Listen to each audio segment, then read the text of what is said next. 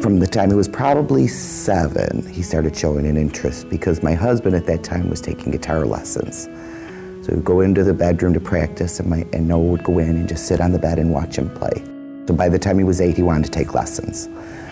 So we signed him up with the same guy that was giving my husband lessons. Yeah, he'd sit in a room with me and watch the metronome, and I think maybe that's where he got the bug, you know, but yeah, since he's 12 years old, he hasn't put the guitar down, you know. He'd go into his room and he'd always play his guitar, you know. He always had his guitar with him. He loved it. He never gave it up, though. He would just practice and play on his dad's guitar, and then after about a couple years, he went back into it. So he always had the interest. He never put it down once he said he wanted to play it again. He's, you know, energized by it, you know, and as a spectator, and his dad, you know, it's just like, yeah, this is why you do it, man. Listen to this stuff, you know. It's cool. It's great to know that he was influenced by his dad, you know. He was always the comical kid around the house. He had a couple close friends, but he would do anything for anybody if they asked him. To this day, he's one of my big supporters, and I'm one of his big supporters. He's a good friend to his friends. He'd stick up for anybody, and he'd do anything for anybody if he could. He's a people person, you know, and I think maybe the nicest guy in the room is because he's just a sensitive guy, you know. He's an artist, you know. He's got compassion, you know. He's the same person in every room he goes, you know. He doesn't put it on for the cameras, you know. He's Noah Gabriel, you know. But he likes to tell the truth, and he likes to help other people come along, you know. He's always encouraging other artists, you know. He sincerely loves music and appreciates anybody who's trying to get into the music industry. You know, he likes to bring out the best in people, and he has a tendency to do that, you know. He's beyond all that ego stuff. He never was into the ego stuff, you know. Bottom line, it was all about, you know, from the earliest time on, you know, he says, I don't want to play other people's music. I want other people to play my music, you know. The guy actually has a really big heart, and he cares about a lot of people, and that reflects into his music too. The passion that he puts into playing, the passion that he puts into music, he puts that passion into life, his family, and his friends. He loves hearing other people's styles, but he loves all kinds of music, and he loves all the independent musicians around here. And I think he likes to showcase them because it makes him grow as a musician, going out and hearing other types and styles of music around here. I think that's why he enjoys doing it so much, you know, doing the open mics. And I mean, he did that for a long time, and now hosting the Kiss the Sky. The open mics really kept him fresh and really connected with like the other musicians. He supports music as a whole for anybody. Noah giving back to the music community, I think he already is, you know. He does do all those live from Kiss the Sky. He hosts a lot of open mics. He tries to pass on everything he knows to everybody that he talks to, you know.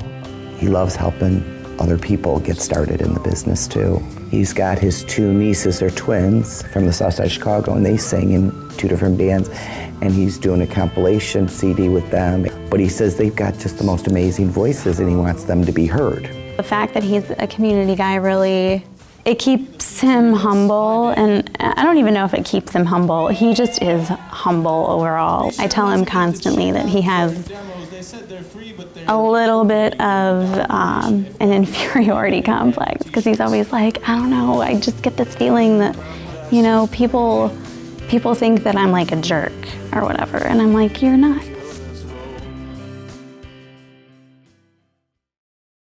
I mean, he'll just go through, he just writes constantly, song after song after song. He might get a portion of a song, stop, go away from it, and then he'll go and write a full song, you know, but then he'll shelve it for a while. Or he'll write a song and be like, I gotta lay this down right now. It's gotta happen. So, I mean, he writes a lot.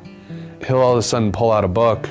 Most recently, I wanna say within the last 6 months, 8 months maybe, he pulled out a book, and these were songs from 4 years ago, 5 years ago, that he just never did anything with. And he was finally ready to start doing something with them. He started writing his own songs very early on, you know. How do I write a song, Dad? You know, I had nothing to give him, you know. I still don't know how to play guitar. I just wanted to take lessons at one point, but he did it all himself, man. It's an innate thing, you know, within him. He is an artist, you know, and he just started writing songs very early on, you know.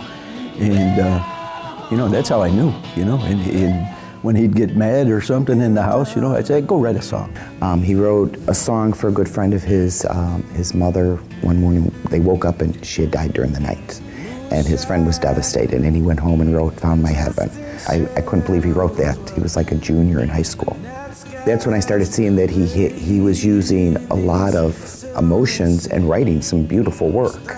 Every writer gets writer's block, but he does go through periods where he's depressed about it because he can't get a song out. And it's kind of just like any other writer, it's cathartic for him, you know.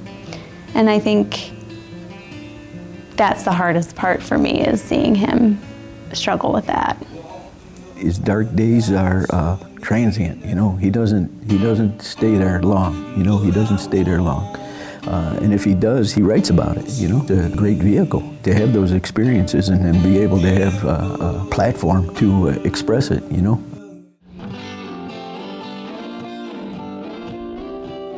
When I first met him, he could play every song on a Stevie Ray Vaughan record. It was all Stevie Ray Vaughan, and then he could also jam. I remember the one time I was going to pick him up to go out one night, and he's like, dude, check this out.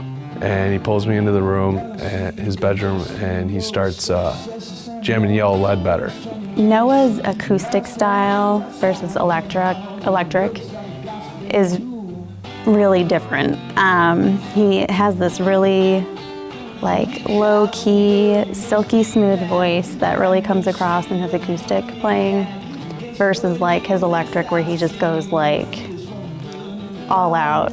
6 years ago, Noah's music was really bluesy, and it focused a lot more on guitar playing, honestly. I think over the past 6 years, he's really evolved into more of like a singer-songwriter. And I think, you know, as like a kid, it was like an adrenaline thing. Like he would see Stevie Ray Vaughan or Hendrix play, and it would like give him a rush. He really is his own filter. He's just coming to the table with a bunch of great songs. I've never had to tell him that's bad. We don't want to do that, you know.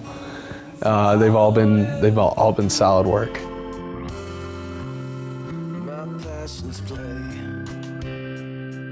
Hi, I'm Tom Wangler, President of Confident Air. Regular maintenance can prolong the life of your furnace and keep your energy costs to a minimum. Plus, there's less of a chance of a breakdown on a cold winter night. Your furnace needs proper care and attention to keep it running smoothly, so you don't end up paying too much for heating during the cold winter months, or worse yet, with deadly carbon monoxide poisoning. We recommend an annual inspection to ensure safe operation. Confident Air, your trusted home comfort professionals since 1992. The Kane County Chronicle is your best source for news and information in print and online in the Tri-Cities and Caneland. This is Chronicle Country. This is Chronicle Country. This is Chronicle Country. This is Chronicle Country. This is Chronicle Country.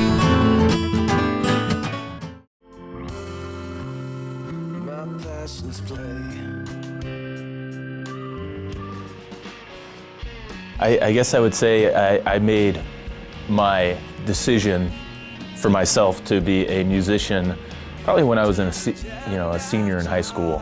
I kind of had a moment where I realized that music was the one thing that I wanted to do, and I felt like I was being told that that's what I should do. I had a band that I was in high school, and we played some fun house parties, but when I graduated, I went to college, and I basically dropped every class and would go there and just sit outside and play my guitar and do shows for all the smokers on campus. And that's when my parents told me I needed to get a job. And I did. I started working at Starbucks, and actually one of my customers, we'd always talk about music, and he told me that he wanted me to go and meet his buddy Dana, Dana French. He hosted an open mic out in Geneva, and I snuck in there because it was a bar and I was well underage. I sat in the back until I got to play, and just hoped that no one would notice me and ask me for my ID. And I got up and played a couple tunes, and Dana right away took notice and kind of took me under his wing. But it was pretty nerve-wracking because for the most part, I hadn't really played any real shows or anything like that, and I'd been writing and just playing for friends. But Dana kind of showed me the ropes and taught me how to use a microphone and all the little things that you don't think about when you're just playing your guitar in your bedroom. And I ended up living at the open mics for the next probably 7-8 years and hosting a bunch of them at the same time.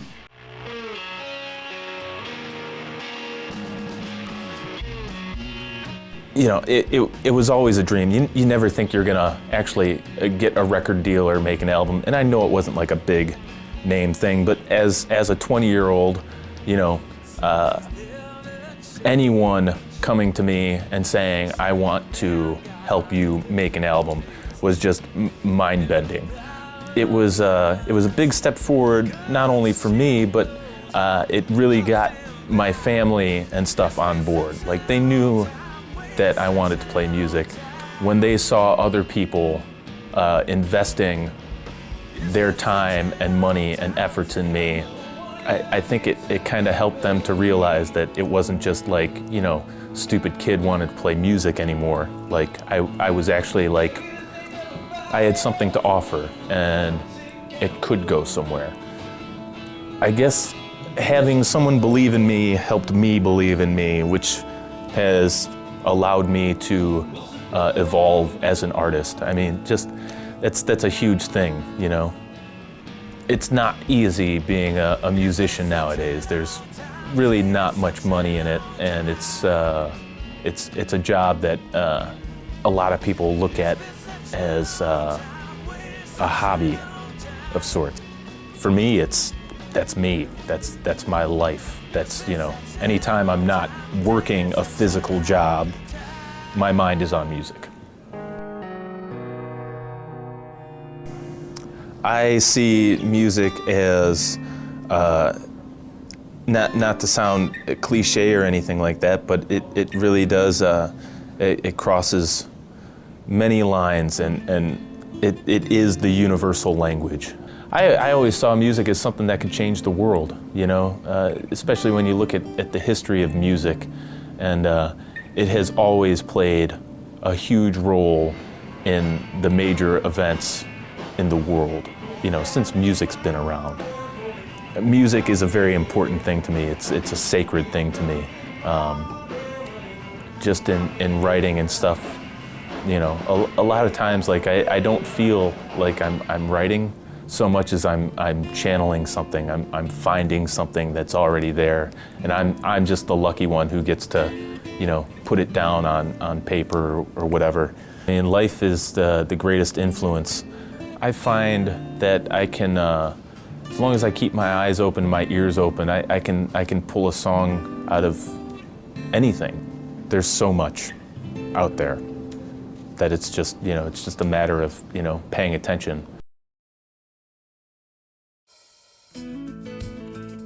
I would have to say my influences are constantly changing. I started out listening to a lot of blues guys, Stevie Ray Vaughan, B.B. King, Muddy Water, Jimi Hendrix, really like the big ones I think nowadays are Chris Whitley, Ben Harper, and Ryan Adams. I've kind of dove into songwriters more than guitar players at this point. I'm guessing, I mean, the only thing I can say is I'm constantly buying new music. And by new music, I don't just mean like, you know, modern music. I mean, just, you know, stuff that I haven't heard before. I'm at the record store at least once a week, and if I find something that I haven't heard before and I'm interested in, I pick it up. But I mean, I think that's the biggest thing, is that my search for music hasn't ended.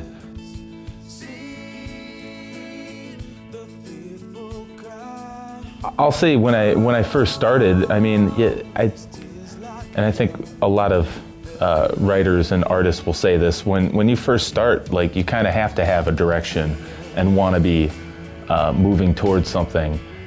But the more you do it and the more natural it becomes, it's like speaking or something like that, to where, you know, it just starts to happen. It starts to move through you a lot easier. You know, it's not so much a mapped out thing as it once was. But I mean, I'm really open to anything, you know, as long as I know that I'm not like forcing anything. I'm happy for my music to go whatever direction it goes. I just don't want it to be contrived or forced, because when I hear artists that are, you know, so focused on creating just a sound, it's not natural, and it just, I want my music to come off as sounding natural, even if it's, you know, really weird, electronic, or something unnatural. I mean, I'm working on 2 albums now. I mean, it really depends. Like, you know, if it's something that I know is going to be like a Noah's Arcade song, I'm going to bring it to Justin and Chad. And a lot of times what happens with that is, you know, I'll play a song for them, and, you know, they're a very tight rhythm section, so they'll listen to it, and, you know, they hear all these different influences from what they know coming through, and they will translate it in their way. And, you know, I mean, that's the fun of working with a band. I bring the songs in, you know, technically I'm the lead singer, but I'm always open to like doing something different, whether it's Chad writing something or Justin coming up with a beat or whatnot. Because I'd like to write with other people. I've never written with other people before. Every song I've written, I've pretty much written on my own, you know, minus like random musical interludes that go in between things. But especially when it comes to like lyrics and melodies and stuff like that, I tend to bring a lot of that stuff in.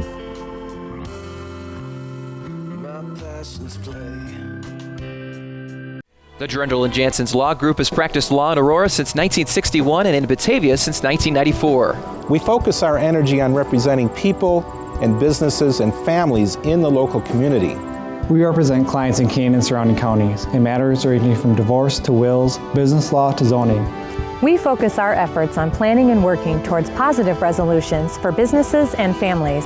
When clients need someone to fight for their interests, we're ready, willing, and able to act as aggressive advocates to protect their interests. Drendel and Jansen's Law Group, with offices in Batavia and Aurora, and located on the web at batavialaw.com. Downtown Batavia, always moving by nature. Recreation, nature, the arts, specialty shops, restaurants and services. Downtown is everyone's neighborhood. Come, celebrate, meet friends, unwind. See you downtown.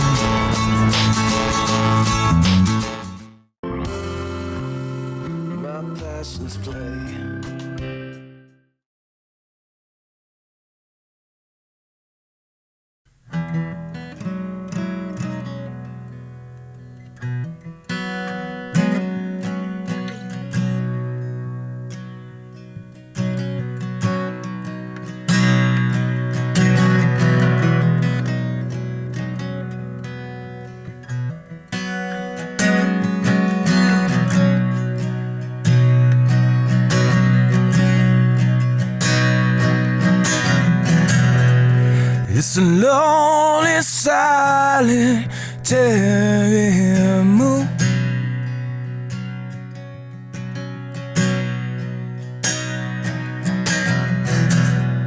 No stars to lean upon it.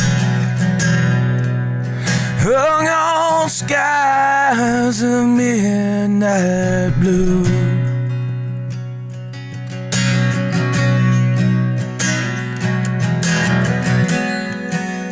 No street lights on the avenue.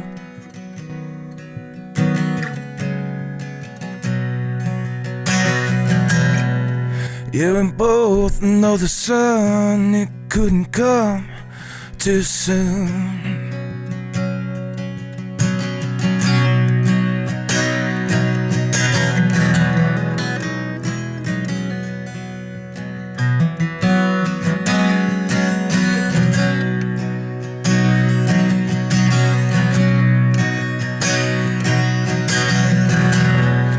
This is coming as the winter's cold in California. It's as quiet as a burning house in my head. My head been spinning round these days.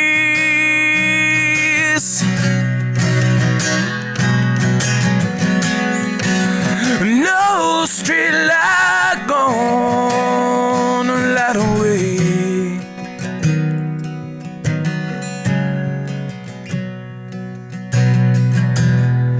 Yeah, we both know the sun kills the ghosts that stray.